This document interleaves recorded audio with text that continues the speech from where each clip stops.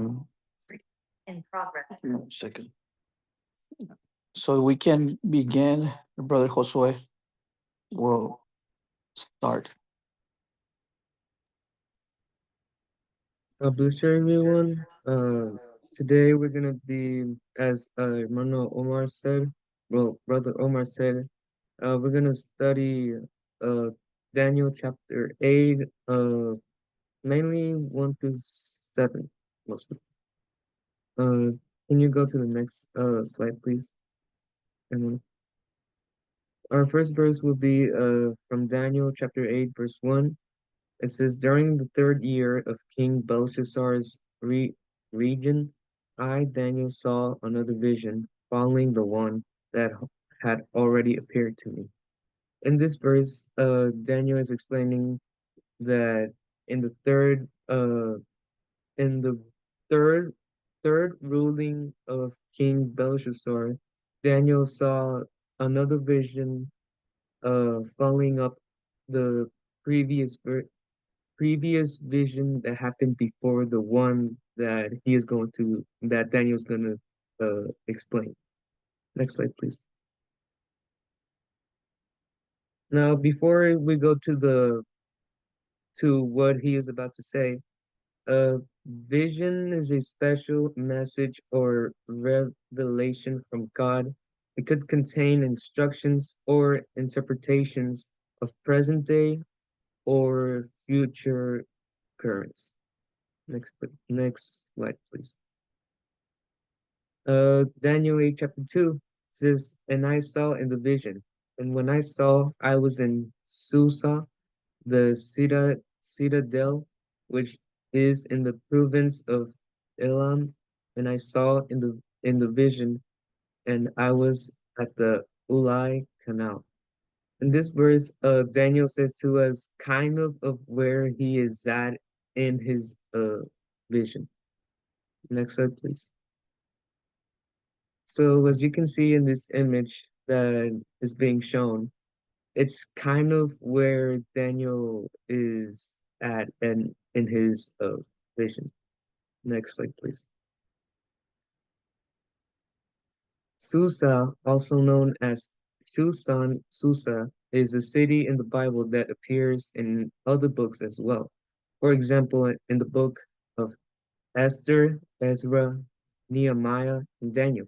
The site of Susa has been ex ex excavated for almost 100 years. The ruins of the Persian palace and royal city have been uncovered. Today, Susa is unoccupied. Susa used to be the main city of the Midi Persia. Next slide, please. In Daniel 8, chapter 3, verse 4. I raised my eyes and saw, and behold, a ram standing on the bank of the canal. It had two horns, and both horns were high, but one was higher than the other, and the higher one came up last. I saw the ram charging westward and northward and southward. No beast could stand before him, and there was no one who could rescue from his power. He did as he pleased and become great. In this verse, Daniel explains to us what is happening, what is going on in his vision. In this vision, in this specific vision, it shows us that there is a sort of goat or ram. One of them has a longer slash bigger horn than the other side of their horn, and the other one has two horns. And also, Daniel is explaining to us that they are charging to each other. So basically, they're kind of fighting each other.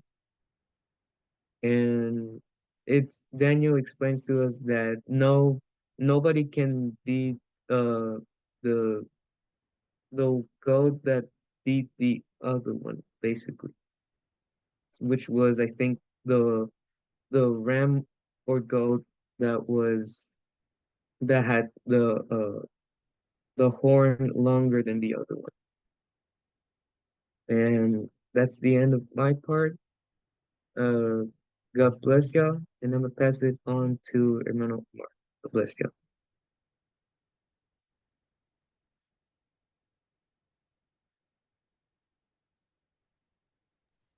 Thank you, Josue. So yes, thank you for sharing. So just keep in mind that what our brother Josue just explained, um, that was the ram, as we can see here, and it represents again the empire of Middle Persia, as a whole, and its two horns. It was the two empires, right? Or kingdoms, the Persians, um, in the middle, right? So we know that the Persians were the strongest, um, of them two, which is out of the two horns. And we also know that it was they conquered Babylon, Egypt, and Lydia. We learned this in the previous studies chapter. And let's go to the next slide. Obi. So, not the biblical definition, but when the Bible talks about horns, it talks about powers, right? So here we can see that when we see the word horns in the Bible, it refers to a way to express the strength and power of a god or king. For example, we saw it in Daniel 7:7 and Daniel 7:24 in the previous chapter about the 10 horns, um, of the four beasts in Daniel's vision, and it represented the 10 kings. So again, we're sharing this because chapter 8 talks about horns, right? I know the brothers will be sharing this next week regarding the horns, but that's what it means, right? So horns are a common way to express the strength and power of a god or king. For example, in Daniel 7:7 and Daniel 7:24, the 10 horns of the four beasts in Daniel's vision representing the 10 kings. Next slide. Here we move on into Daniel chapter 8, verse 5 through 7. And in the vision, we see here now that it says, while I was watching, suddenly a male goat appeared from the west, crossing the land so swiftly that he didn't even touch the ground. This goat, which had one very large horn between his eyes, and this is just a description of the picture, as you just can see to your left side. This goat, which had one very large horn between its eyes, headed toward the two horned ram that I had seen standing beside the river, rushing at him in a rage. The goat charged furiously at the ram and struck him, breaking off both his horns. Both. Now the ram was helpless, and the goat knocked him down and trampled him. No one could rescue the ram from the goat's power. Again, so we already learned what the hermano Josue shared about the ram, again, being Medo Persia. And now, if you guys can relate this verse to a previous study also regarding the leopard. And here, the male goat represents another empire, right? The Greek Empire. And here it talks about the large horn on the goat, right? So that's it symbolizes Alexander the Great, who conquered the Persians, right? We know that he defeated the Persians, the Persian Empire, and again he did it in 3 years. And again, just if you can recall, it was it's a comparison. It's the same empire, the Greek Empire, and in the previous chapter it talked about the leper, right? So here it says how the goat destroy the ram, right? The goat charged furiously at the ram and struck him, breaking off both his horns. Now the ram was helpless, and the goat knocked him down and trampled him. No one could rescue the ram from the goat's power. Again, we have understand that Alexander, it was a king right? That he moved fast to conquer. Um, for example, the Persian Empire. He did it quickly.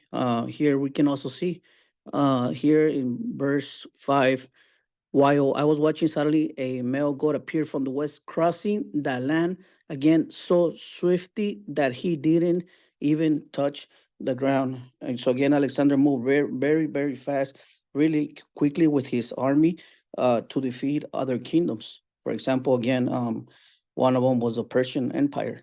And let's continue on to the next slide.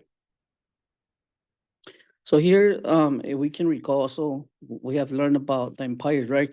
So we know that there's Babylon, represented by the lion, Medo Persia, represented by the bear, and now here in chapter 8, we don't longer no longer see Babylon, right? It was destroyed, and here we see Medo Persia in previous chapters described as a bear in the dream that Daniel saw, and now here in chapter 8 we see what we have learned about the ram, right? He had the longer horn, being the Persians, and also we just saw that the the Greek Empire represented as a leopard in previous chapters.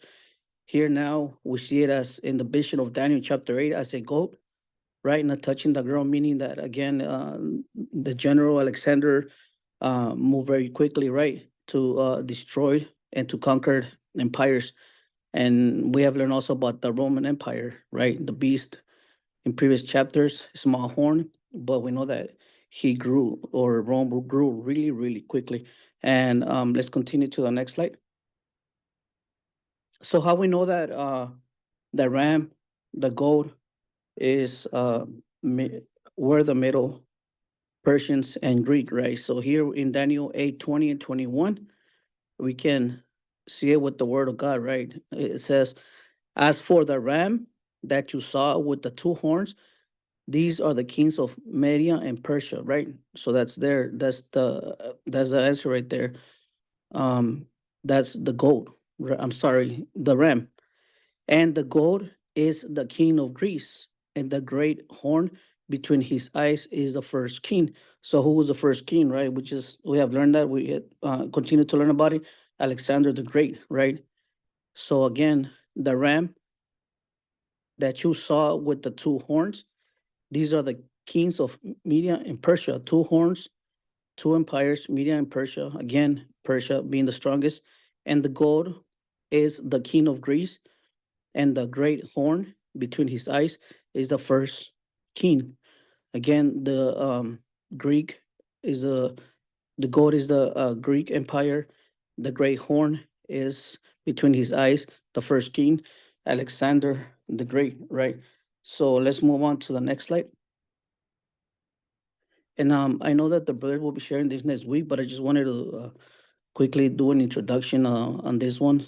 Daniel 8:8.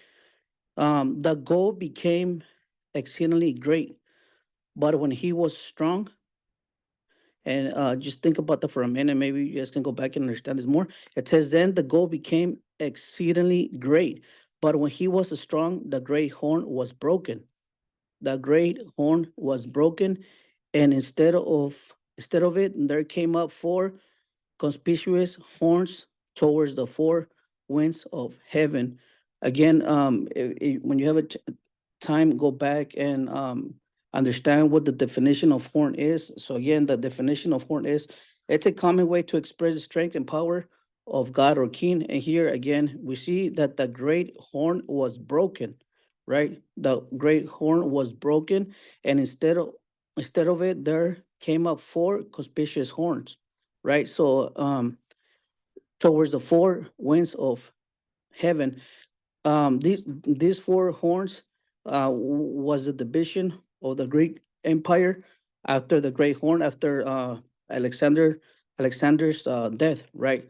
So four smaller kingdoms rise with the same, not with the same power, with less power um, that Alexander had. And if you guys have a chance, you guys can do your research. We have learned about these generals, these leaders that were that divided the Greek Empire.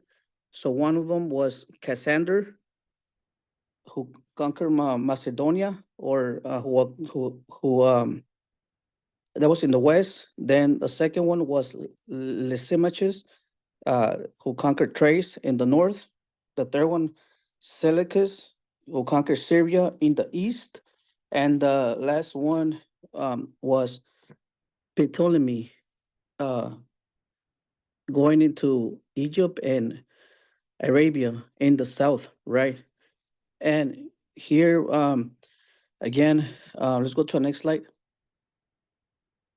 And here, this is the last slide. And as you can see, if you guys want to write this down and go back and read it, what did Daniel see in his vision? To recap, what did Daniel see in his vision? So he saw a very powerful ram with two horns, a more powerful, very speedy goat with one big horn. The goat destroyed the ram. In the process, the goat's big horn is broken off. In place of the big horn, four others grew and take its place. One of the four horns eventually becomes very powerful, and that will be a study for next week, right? So again, this is just a short recap um, about the ram and the goat, the vision that Daniel had, and it's just an introduction to chapter 8, right? To know that the ram and the goat represented in this time represented major world empires, right? The Middle Persia, and also the Greek Empire. So that's what they represented, right? The ram and the goat represented major world empires. And we just saw how it was detailed of the rise and fall of these empires. And again, even though this happened years ago, um, how the brothers share about the city, right? The city of Susa, and I recall him sharing that the site of Susa has been excavated for almost 100 years, and the ruins of the Persian palace and royal city have been uncovered, meaning that this is for us to understand that the word of God is it's to understand that the times, the prophecies, um, either have happened, will happen because it's a prophecy, right? And also the visions, right? The vision that Daniel had here in chapter 8. And we are going to learn in the next studies that he didn't understand the vision, but we know that when God gives you revelation, um, you do have that understanding of the Word of God. Again, this is the end of the study. I'll go ahead and yes, God bless you all that were able to join today. And if you guys have any questions or comments, Brother Adriel, could you please take over? Yeah, thank you, both of you, Omar and Josue. It was a lot to analyze. These visions are obviously, like we've learned before from Daniel, there's a lot to take in, every little detail, because now we kind of analyze that together, get different perspectives and all that. But yeah, it was interesting to read more about that vision, and then just thinking too, the horns means power and all that, because we talked about this before, how it's you can kind of cross examine, everything, like with the kingdoms and the timeline and the way that God spoke to his prophets, especially Daniel, you can cite those sources. You could look to another part of the Bible that was however many hundred years later or before, and you can see the similarities and all that. So we can start a discussion if you'd like to ask a question or share, what stuck out the most, any new understanding, anything like that. I'll pass this to Nathan to start us off, and then you can, keep it moving.